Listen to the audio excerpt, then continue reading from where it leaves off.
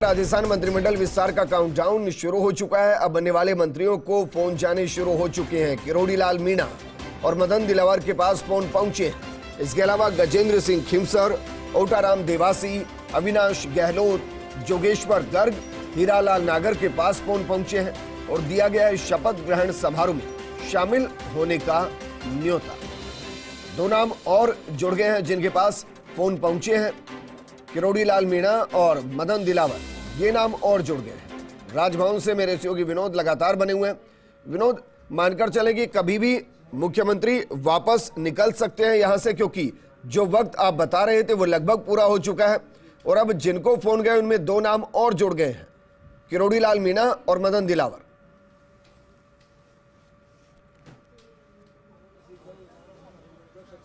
जी बिल्कुल, देखिए मुख्यमंत्री ने मंत्रिमंडल में शामिल नामों की लिस्ट राज्यपाल को सौंप दी है, समय मांग लिया है और जिस तरीके से आप बता रहे हैं कि और नाम शामिल हो गए। हमारे साथ एसोसिएट एडिटर निर्मल तिवारी साथ हैं। निर्मल जी, किन किन नामों का अब तक सामने आना तय हुआ है?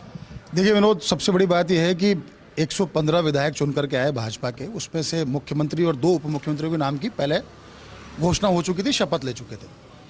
13 ऐसे मंत्री हैं जो पहले रह चुके हैं, जिसमें खुद मुख्यमंत्री वसुंधरा राजे थी जो पूर्व मुख्यमंत्री थी, उसके अलावा वासुदेव देवनानी जो विधानसभा अध्यक्ष हो गए हैं। 11 मंत्री बचते हैं पुराने, जो पहले मंत्री पद का जिनके पास अनुभव रहा है। अब बात यही देखनी है कि किस तरह से, चूंकि लोकसभा चुनाव भी मई में फेस करना है, उसके अलावा बजट भी सर पर है और चूंकि पहली बार चुने गए विधायक को मुख्यमंत्री अगर चुना गया है तो जिस तरह के संकेत उसमें यह लगता है कि ज्यादातर जो चेहरे होंगे मंत्रिमंडल के वो नए चेहरे होंगे।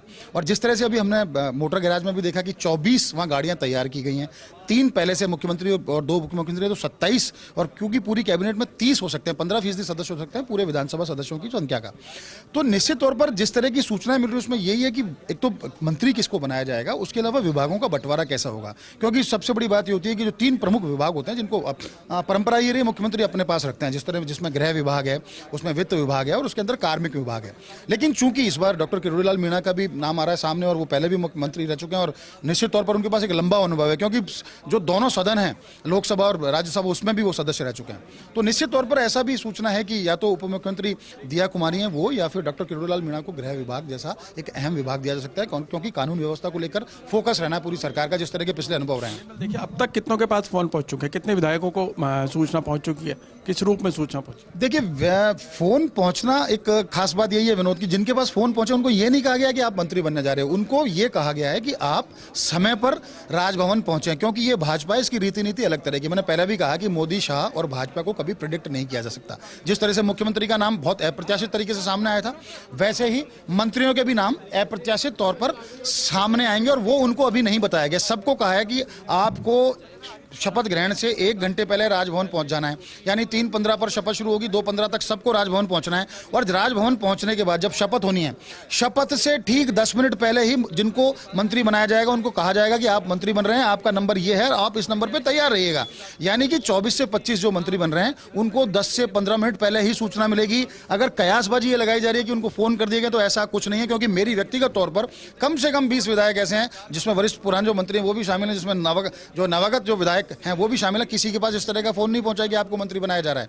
तो सीधे तौर पर 15 मिनट पहले ही उनको यह बताया जाएगा राजभवन के अंदर ही, जब वो बैठे होंगे, कि आपको मंत्री पद की शपथ लेनी है, आपको यहां पहुंचना है। ये जरूर है कि कुछ वरिष्ठ जो मंत्री हैं उनको इस बात के पहले से संकेत पार्टी स्तर पर, जो वरिष्ठ विधायक हैं उनको इस तरह के संकेत हैं कि वो आप अपने परिजनों के साथ पहुंच सकते हैं, क्योंकि शपथ ग्रहण ऐसा होता है जिसमें आप अपने बीवी बच्चों को भी साथ लाना चाहते हैं।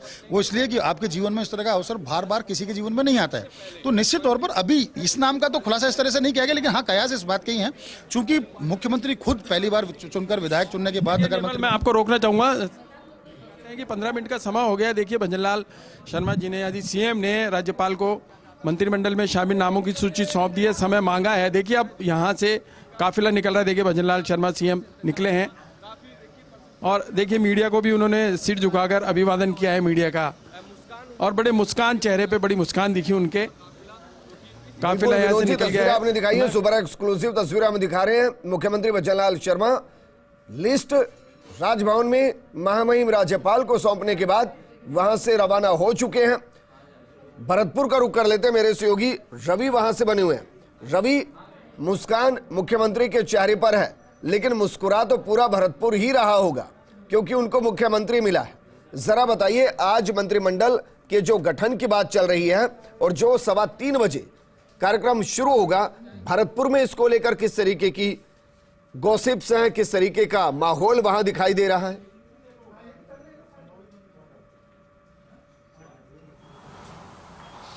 देखिए, भरतपुर जब ये नाम तय हुआ कि भजनलाल प्रदेश के मुख्यमंत्री होंगे तो स्वाभाविक है भरतपुर जिले के साथ पूरे भरतपुर संभाग में इस चीज़ को लेकर काफ़ी खुशी नजर आई थी। तो अब मंत्रिमंडल के गठन की अगर बात की जाए तो विजेंद्र, अभी हमारे कई विधायकों से बातचीत हुई है और उन विधायकों का कहना है कि हमारे पास ऐसी कोई सूचना नहीं आई है, लेकिन बताया जा रहा है जवाहर बेडम ने कल देर शाम को सालासर पहुंचे थे। सालासर पहुंचने के बाद उन्होंने दर्शन किए हैं, दर्शन करने के बाद वो सीधे जयपुर गए। कई और भी विधायक हैं जिनसे हमारी बात हुई है, वो कह रहे हैं हमारे पास ऐसा कोई फोन नहीं आया है और फोन सिर्फ हम जयपुर जा रहे हैं, लेकिन अभी तक ऐसा कोई मैसेज नहीं है कि आप वहां पहुंचिए, सिर्फ हमको जयपुर बुलाया गया है। इसके अलावा कोई सूचना उनको नहीं दी गई है। तो जो मुख्य रूप से जो अगर मंत्री पद की रेस में जो नाम बताए जा रहे हैं उसमें जवाहर सिंह बेडम का नाम प्रायोरिटी पर रखा गया है और उसके बाद डॉक्टर शैलेश सिंह है जिन्होंने पर्यटन मंत्री विश्वेंद्र सिंह को चुनाव हराया था, जो दिगंबर सिंह के बेटे हैं, कद्दावर नेता थे कांग्रेस को, उनको चुनाव हराकर वो विधानसभा पहुंचे हैं।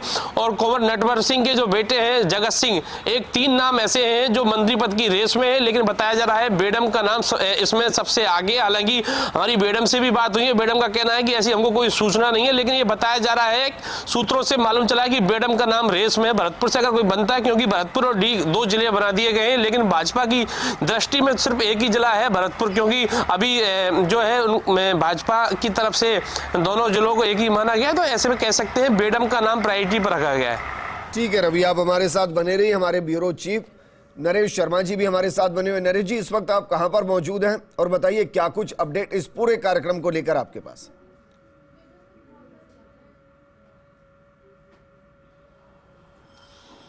विजेंद्र, देखिए, जयपुर का जो सर्किट हाउस है वो भी एक बड़ा केंद्र बना है फिलहाल राजनीति का, क्योंकि यहाँ पर तमाम विधायक रुके हैं। कुछ जो विधायक हैं वो यहाँ पे रुके हैं जिनको अभी आवास नहीं मिला है, या जो नए विधायक है, क्योंकि जो पुराने विधायक हैं जो चुन के आए हैं उनका तो पहले से आवास है, लेकिन जो नए विधायक है उनका अभी जो ठिकाना है वो सर्किट हाउस है। और सर्किट हाउस में भी यहाँ जो विधायक है उनके समर्थक है उनका ठीक वही नज़र हम देखने को मिल रहा है जैसा हम अंदाज़ा लगा रहे हैं। हर कोई मोबाइल पे व्यस्त है, हर कोई उस घंटी का इंतज़ार कर रहा है कि आला कमान से, प्रदेश के आला कमान से, मुख्यमंत्री से फ़ोन आए और कहे कि हाँ आपको शपथ लेनी है। लेकिन फ़िलहाल इंतज़ार किया जा रहा है फ़ोन आने का, और जो समर्थक है वो भी इसी इंतज़ार में है कि उनके नेता के पास फ़ोन आए। कई जो विधायक जिनकी अगर बात करें, भजनलाल यहाँ पे हैं, जवाहर बेडम यहाँ पे हैं, और भी करीब आधा दर्जन से अधिक जो विधायक यहाँ रुके हैं उनके समर्थक भी आपको रुके हैं। तस्वीरें आपको दिखाते हैं उन समर्थकों की जो सर्किट हाउस में मौजूद हैं, जो अपने विधायकों के साथ आए हैं। आप देखिए, हर कोई फ़ोन पे लगा है, हर कोई इंतज़ार कर रहा है कहीं न कहीं से ये जानकारी पाने के लिए कि क्या उनके क्षेत्र के जो विधायक है उनका नाम मंत्रिमंडल में शामिल है या नहीं, वो मंत्री पद की शपथ लेंगे या नहीं।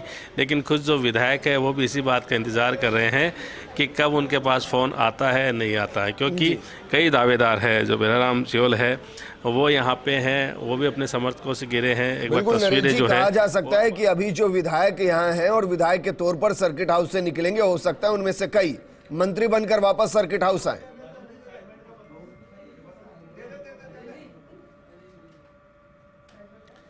बिल्कुल हो सकता है, इस बात की संभावना है, और यही कारण है कि यहाँ पे जो इंतज़ार है वो इसी बात का किया जा रहा है।